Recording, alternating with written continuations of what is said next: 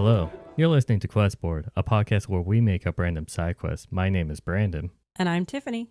And just so you know, we are not professional writers in any way, shape, or form. At least we don't claim to be. We just really like tabletop RPGs, and we do this for fun. Still always for fun. Always fun. I'm having a blast. Well, I hope so, or else we would have quit a long time ago. That's the whole point of this. Is like, as long as I'm having fun, we keep going, right?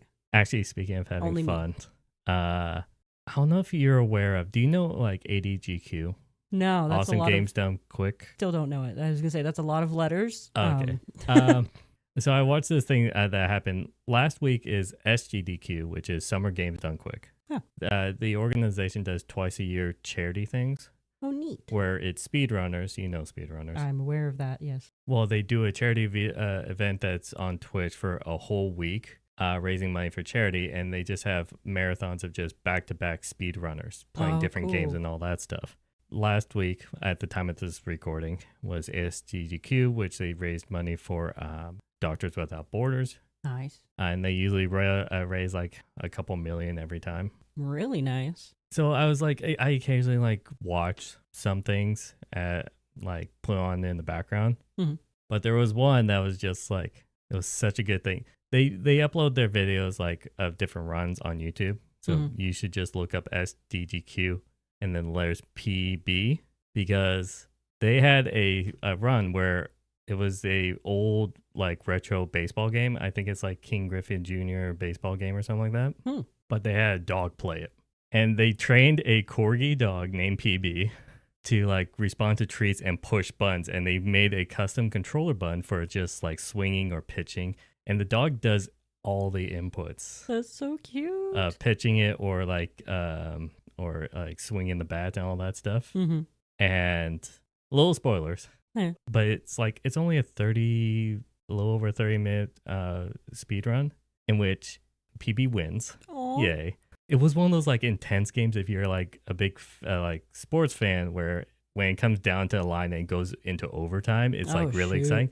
This game actually got into overtime or extra innings. Hey, that's not a speed run. No, but a dog did, so it's awesome. I know. That's it was amazing. Just like it was intense in the fact that like at first the AI scored 1 and then it was 1-0, and then PB got a home run and got like 2 runs in, so then he was in the lead, and then he got another one, so it was 3-1, but then the AI got a home run and then it was 3-3, and then got into extra innings, and like 2 extra innings in, PB hits a home run. Nice. And the crowd just goes wild there because it's in front of a live crowd as well for the event. Oh, nice. And it was just so awesome and so wholesome, and everyone was just doing like dog chants for like sporting, like as if you were at a sports event. Mm-hmm.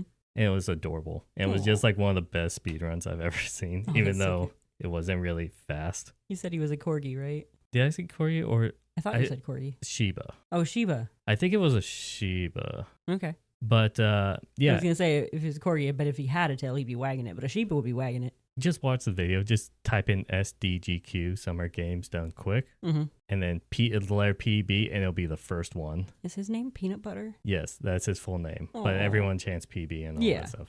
That's his gamer tag.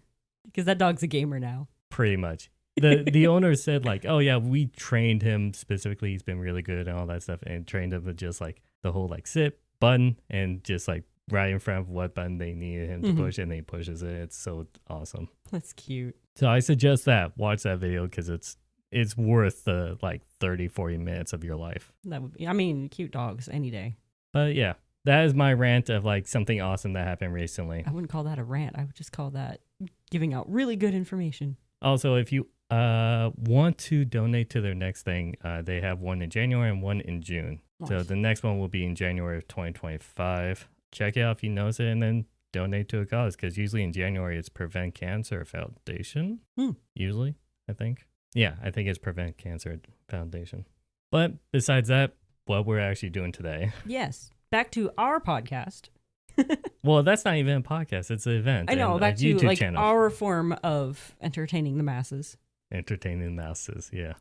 We're doing another of Metal Magic posting because we love their stuff. We do love their stuff. It's really good. And ever since we started doing it, they They posted new ones, and we haven't added the new ones yet. Yeah, they did like a 1-a-day challenge for the month of June. Yeah. So that's what, 30, 31? I don't remember how many days are in June. 30. 30? Okay, so that's 30 new postings that I'm going to go comb through and be like, oh, this one's great. Oh, this one's fantastic. This is perfect for our podcast. Like, I can't wait to look through them all. I just haven't yet because I'm lazy. I mean, we're both creative people, but what I hate most through the creative process is if you have to force creativity. Yes. And in which my brain is very much against that and will create the toughest of roadblocks. So just to force yourself once a day to create something new and keep at it is very impressive. Mm-hmm. I've attempted Inktober multiple times. I don't think I've ever finished it, but I got really far the last time I did it, and I gave myself a theme. It was all Disney themed. I would draw something Disney related that had to do with whatever the word prompt was that day. Yeah, kudos for of Metal Magic to be able to do that. Yeah, no, that's fantastic. That's pretty amazing to come up with an entire post like that every day. And so we're going to just do one of their prompts. We still have our original list that from when we started, so we're going to go through that before probably adding more. Or at least go through half of it. Yeah, at least half until, you know what, the first time we re-roll something, I'll start refilling it with new things. How's that? Sure. Go ahead, re-roll. You're in charge of the list. It's up to you. Yes, excellent. I am in charge. Okay. What kind of dice do I need? D12. Okay. Got the D12. I got 10. Ooh. Funny, we've done 8 and 9 and now 10. 2 knights and 2 graves robbed with bodies missing. The guards can do their jobs, but can they do it before more of our loved ones are stolen? Any adventurers who can stop this horrid affair and bring back the stolen ones will be offered an 800 gold bounty to stop the body snatching. Contact Phalorn of the Merchants Guild if you are interested or for more information. Time is of the essence. Other merchants, guilds, or businesses can also speak to Phalorn about contributing to the reward. So we got some body snatchers. I'm trying not to think of the obvious things. What do we got? Well, obviously, Necromancer or doing the whole Frankenstein's monster route. Or there is also that. Also, I was thinking, like, historically speaking, there has been issues about grave robbing where people would steal bodies. And that was because back in the day where medical students had to conduct autopsies to get credited for being for their doctorates, it became a huge issue of rich people could get their bodies, but the people who are on the poorer side, they had to actually rob graveyards, in which it became an entire industry of family members paying guards to watch over a grave for weeks until the bodies decayed enough that they know that it wouldn't be good for a medical student. So then they didn't have to guard their loved one's grave anymore. Mm-hmm. And then that led to some people digging underground to get to the graves. Oh my gosh, they would tunnel to it? They would tunnel they would tunnel to basically get to the body so that it looks fine on the surface. That's how big the industry or the black market for bodies were back in the day in like London and all that stuff. But this is fantasy and we could do anything. That's true. But I don't want to do a Necromancer or Frankenstein's monster. What else could bodies be used for? Are they actually being stolen, honestly? Or are they just getting up and walking away or crawling away, depending on the state of the body? Something could be teleporting the bodies. So there's like, well, because then they wouldn't know that they were gone since they're buried. Nobody would notice an empty coffin if it wasn't dug up. It's very vague on this. We could actually determine how they were disappeared. Well, how would they find out? Yeah, you're right. Yeah. And it specifically says 2 graves robbed. I typoed there. It says graved. It's graves. I know what you meant. Okay. But yeah, 2 graves robbed with bodies missing. So they were stolen from the graves specifically. And this is 2 nights. So it's like one after another, but not on the same night, obviously. Okay, so I think we need to go 1 or 2 paths, and then we'll try to think of something when we choose this path. Okay. Are we doing the undead route where the bodies basically were dug up and then they left? Or was it they are still dead and the body was taken? I think once we go on one of those 2 routes, then we'll think of something within those routes. It's more fun having the dead walking around for the players to have to deal with that. But think? it gives us more freedom if we do dead body because that could mean anything. That is true. That is So, true. What are you feeling? I'm going to go with someone dug them up. Oh, they're dead bodies. Yeah. Okay. Because that is true. There's so many ways to deal with zombies. I'm actually playing a campaign right now where we deal with a lot of zombies, and our cleric is just like, whatever, turn undead. Yes, but also for our standpoint of writing a story or a reason behind this quest, that would just be necromancer. Done. Okay, they need to kill him. That's it. Okay, so if the bodies are actually be taken, let's think of why are they being taken? So why would someone need a dead body? I mean, is this a doctor trying to learn more about various races and therefore just taking bodies and dissecting them? Or, I know you said no Frankensteins, but this could be some mad scientist doing something non-Frankenstein. To be fair, I believe, I need to double check. I believe there is a monster that's called like a meat golem or something in 5th edition. There is. I remember. I've read about it, I think. Bear with us while we look up various golems. Flesh golem. Oh, it starts with an F. Yeah. I just Googled D&D meat golem and I got flesh golem. That's not even more horrifying. Images. I don't want them. Nice. Okay, fine. I'll look. Oh, yeah, that's horrid. Yeah, it doesn't. It's got the obvious stitching and all that stuff for 5th edition. Yeah. Yeah, technically there is a creature for this, but that's essentially Frankenstein's monster. It is. It does about all the same things. Berserk mode, aversion of fire, immune to any similar effect that would alter its form. Oh, interesting. Lightning absorption. This is literally Frankenstein's monster. Yeah, I think that's just too easy for us, in my opinion. So honestly, though, with this... / too boring. If you want, you could throw in Dr. Frankenstein and have it be Frankenstein's monster, and great, they can deal with that. But we're probably going to go a different route. So no flesh golem. Ugh, hate saying it. What's something else that like these bodies could be used for? Okay, this is going to be stupid. I had some thought. I'll say what the inspiration is first because it's stupid. Okay. Did you ever play this one game I've only watched YouTubers play called Kindergarten? No. It's kind of a gory kind of pixel indie game. It's called Kindergarten and it's gory? Yes, because you play as a kindergarten going through a day of school and you could go through different outcomes and all that stuff, and you could kill your classmates if you do the right thing. But there was one character called Nugget, and he was obsessed with like chicken nuggets or whatever. And there's a pit in like the sandbox in the playground that if you give him enough nuggets that toss it down there, you can fall down there, land on the nuggets, and not die. So then you could get whatever's in there. Interesting. What if someone is stealing bodies because there is a huge pit and they want something to break the fall? They're trying to make amount of bodies to land on. There's still hard things in bodies. Would you rather land on stone or a pile of bodies? And Okay, you fell a point. couple 100 feet. Yeah. Gross. You could say no to this suggestion. This is just a wacky, grotesque version, but something very unique that no one will see coming. Yeah, just start filling the pit with water.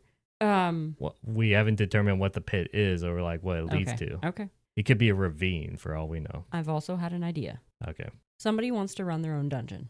Like, they've built a dungeon. Now we're going necromancer. Yes. Okay. It's probably necromancer. Good point. But they've built a dungeon and they need to keep it filled with either skeletons or zombies. And like adventurers keep coming through and killing all of his skeletons and zombies, so he needs more. I love how in the beginning I'm like, let's stay away from necromancy. And I know. I realize that now it's necromancer. But is there another class or another, like, someone else that can revive bodies like that or reanimate them? Because it doesn't have to be a necromancer. Raise Dead is a necromancy class schooled spell. Okay. So if you use necromancy spells, you are a necromancer.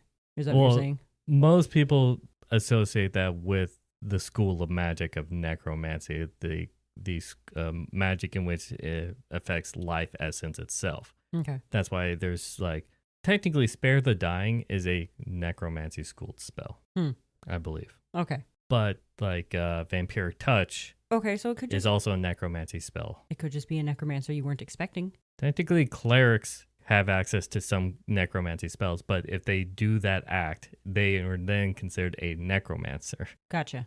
I think that's how, by definition. Yeah.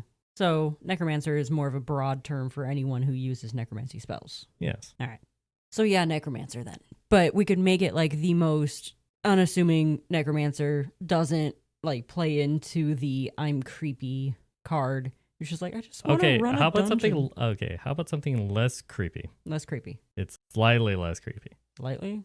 It's still sad and creepy and okay, It's dead bodies. It's going to be sad and or creepy. Just go. Okay.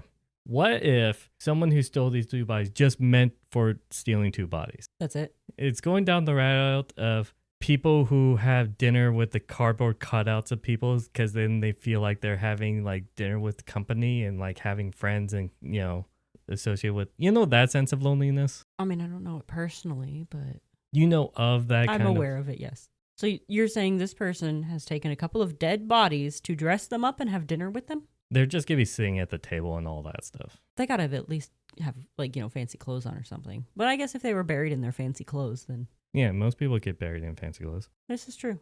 But I'm just trying to think of unique reasons why to take bodies. That is unique. That is disgusting. And And it could be like, it would be an interesting story. oh, you know what could tie these people? What happens if these are like an adventurer? So he's going to be tough when you fight him. Okay. Or her. Them. But what happens if the 2 bodies that was taken was people of their former adventuring party that passed away or died doing this, and then they feel like it's that mental snap of like the delusion of like they're not really dead, they haven't left me or anything like that. That kind of mental break. Yeah. That's how the party could then track it to this person because they're associated with them.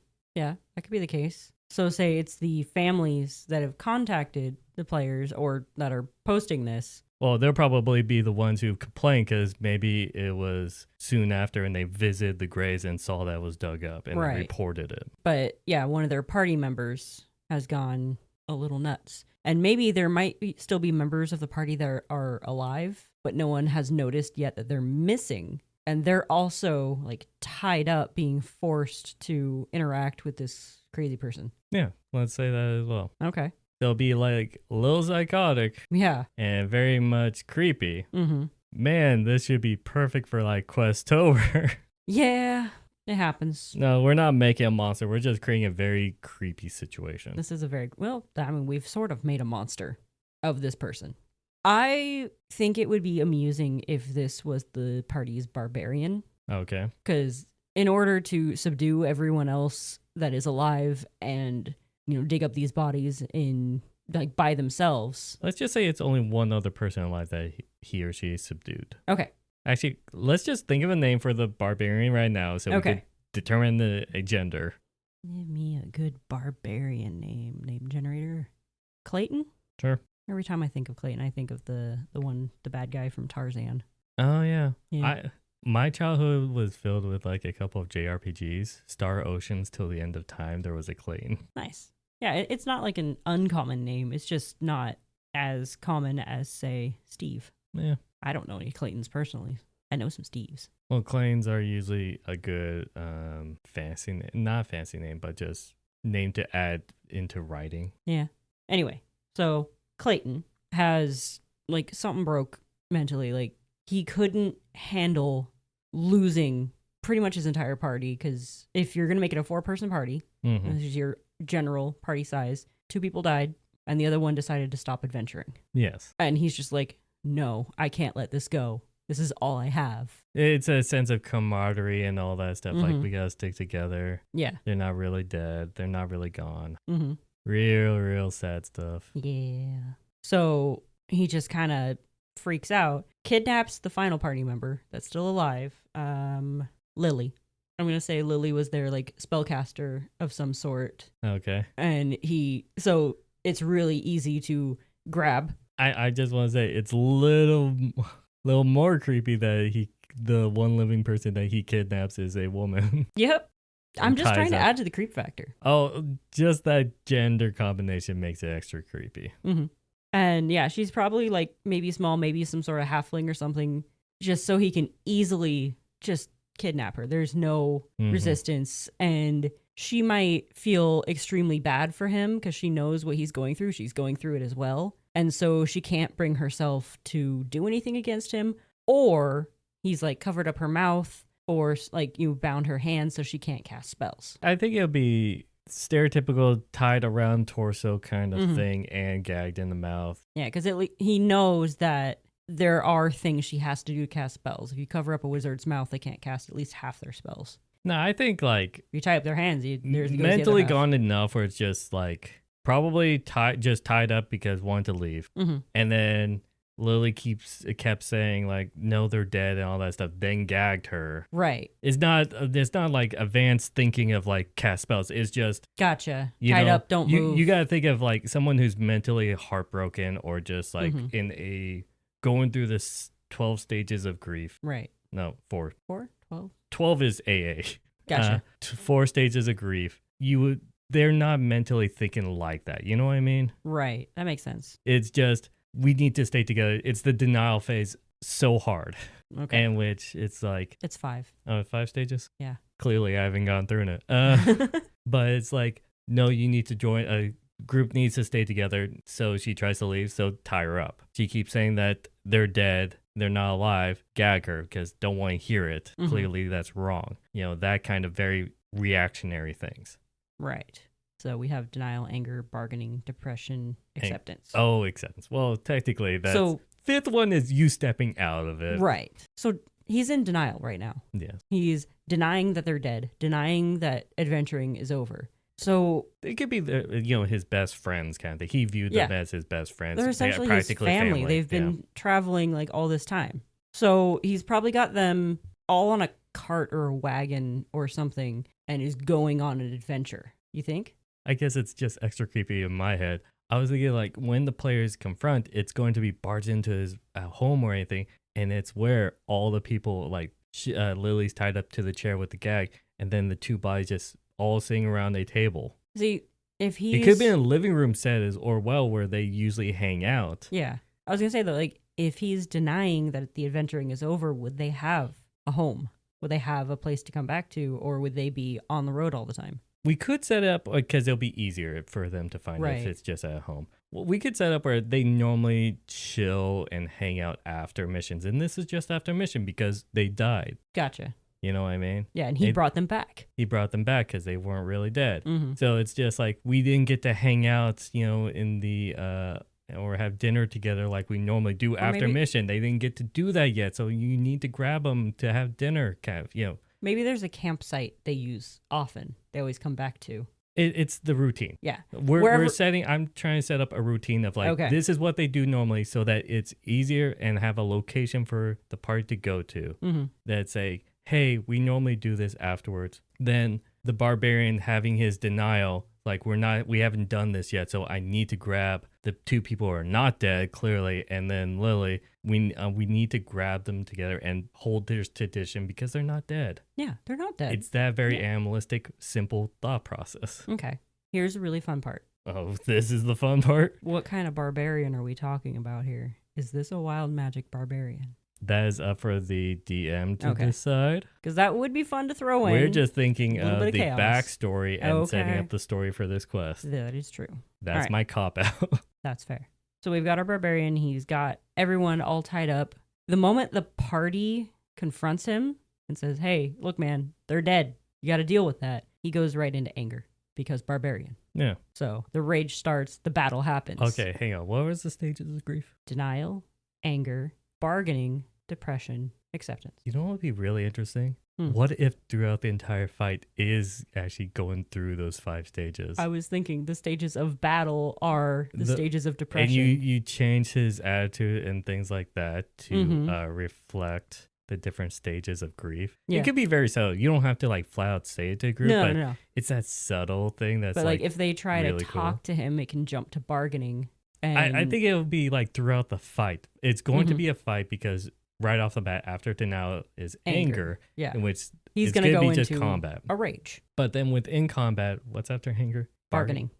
Then I think that's when the barbarian is going to do something. Mm-hmm. What action, like, if you want to come up with a single action for each one that sets the somewhat tone, but it's not so obvious, like, you don't have to handhold your players. Okay. Once he switches from anger to bargaining, it could be like if his rage breaks, or honestly, he could still be in the rage. It could be just his health. You could do by portions of health. He could try to bargain with the party. Oh, and just like, say, just let me have this. Yeah, leave. Just let me do this for this night, then you can have them back. I just want to spend time with my family, my friends. Okay, then after bargaining is depression. Well, you could role play of just him sobbing. And all that could be. That's the transition. The end of the battle. Honestly, if you either like take him down to 0 hit points but not kill him. I think you can have it set up where he doesn't die. Last 25% of health. Yeah. Where it's just like sobbing, just like still fighting. Like, aww. Just like, and then if it hits 0, then you could just role play where he's down for the final blow.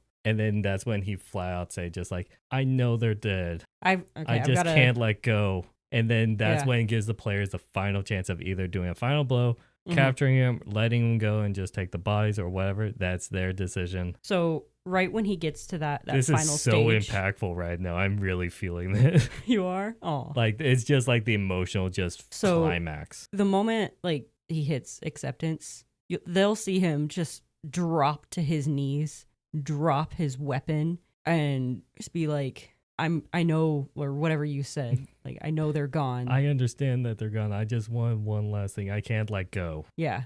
I just can't let go. Yeah. And then, like, I don't know, fall like down on all fours, or like, put his hands over his face and just do the slump over. The slump. Like the anime slump where it's just head down, like and passes out or something. No, just continues like sobbing or crying and just gives the players. And then it starts raining. If you knock a hole in the ceiling, it'll be dripping right onto him. Or if you did this outside, the rain will only hit him. And then the moment, either if you've untied the Lily during the fight or after the fight, she'll go over and hug him. But he needs a hug at that point. Sure, let's go with that. Mm-hmm. But yeah, I think that's impactful right there. The going through the phases of the fight is really interesting. Mm-hmm. Even though I'm pretty sure most players won't notice it. They might. But I think it's worth putting it in there for them to notice. I think that any DM who runs this would like find that super just amazing storytelling, even though no one will appreciate it. But I if would they run do things notice for my own appreciation. If your party notices that, they'll thank you for it. Because that's some good in-depth story writing. Yes, I'm totally building up our story we just wrote right now. Yes. But throwing in things like the 5 stages of depression or grief. That was the word. Depression is one of them. Well, it's just like, I always appreciate that when it's not super hand-holdy, where it's just like where you have to tell the players, gamers, this is viewed a lot in video games as well. When it's so blatant and basically tells you, it's more of an annoyance. Face. Yeah, it makes you think like, oh, they think I'm an idiot. Even though I understand their design of having to treat us like an idiot. Right. So that everyone understands what's going on. But when I see something subtle in a video game, I super love it. It's beautiful. And so I think that is a really good like story beat. But also like for having a side quest like this. Right. Having it not be, oh, we just got to go kill this guy. No, you just have to beat him up a little bit. He's a barbarian. He can take it. And let him work through his grief. But then they're not going to realize that. It's going to be, because the only thing... We're saying this because we know the entire backstory. Yeah. If you think about the player's perspective, it's going to be, get this, figure out the backstory behind the 2 bodies that are missing, then possibly go talk to Lily and then find out Lily's been kidnapped, and then go find Clayton and either at his house or it's going to point, and then they're going to see that scene. He's going to hit anger, and then fight starts. So in that perspective, they're not going to know about that much. If they pay attention to him talking throughout the fight, then they'll actually get some possibly emotional attachment. If they can get the gag off of Lily, she can help throw a little perspective on things too by trying to talk him out of it. But the closest thing to that is finding out the backstory behind the two bodies and saying, hey, they just came back from adventure and they died and all that stuff. Right. Which that means they possibly go to Lily or Clayton. Right. But I think to the player's perspective, it's just going to be, oh, he attacks us, we need to kill him. Right. Because crazed man. Right. So there's a chance that they're not even going to emotionally connect like we are right now because we know the entire backstory. Well, one thing about barbarians, I can't remember what level it happens at, but they sometimes get like this thing where, yeah, they just died and they just pop right back up with 1 HP. I think that's a specific subclass, and I don't know which one. Okay, well, he should be that one. So and they that can sounds like kill a high him. level. Yeah. Okay, hold on. Let me look up barbarians now. No, it's fine. It really depends on, but the popping back up, I would say if he hits 0 hit points, just say that he gives up. You don't have to then say he pops back up. You know what I mean? I gotcha. But I think this is good to stop here. Mm-hmm. I think this is a really emotionally impactful quest, which we don't really do that much. I can't remember the last. We usually go for emotional humor. ones. Yes, but this is a very much a emotional, story-driven quest, and I really like this. That we got from a 2 graves robbed and bodies are missing to this. So I want to say thank you of Metal Magic for providing this. Yes. I'm sure you didn't think about that when you made this. Unless you did. Because we wanted to stay away from I want to stay away from Frankenstein's monster and necromancy. Yeah. But I think it ended quite well. So, yay me. If you enjoyed that, check out some other of Metal Magic stuff at ofmetalmagic.com. If you do put this in your campaign, you could let us know on our 2 social medias. One is Twitter at QuestBoardPod, and the other one is on YouTube. Down in the comments of any video, just give us context first. Or no context, that's fun too, but context where is we have better. to decipher every comment. It's like, okay, which quest are they talking about here? Well, I mean, try to put the comment on the quest that it pertains to? Or Question that. mark? I don't know. But yeah, watch the video a second time and then put down a comment. Or if you're watching on YouTube. Anyway. Yeah. I think with that, I wish you all a good night. And happy questing.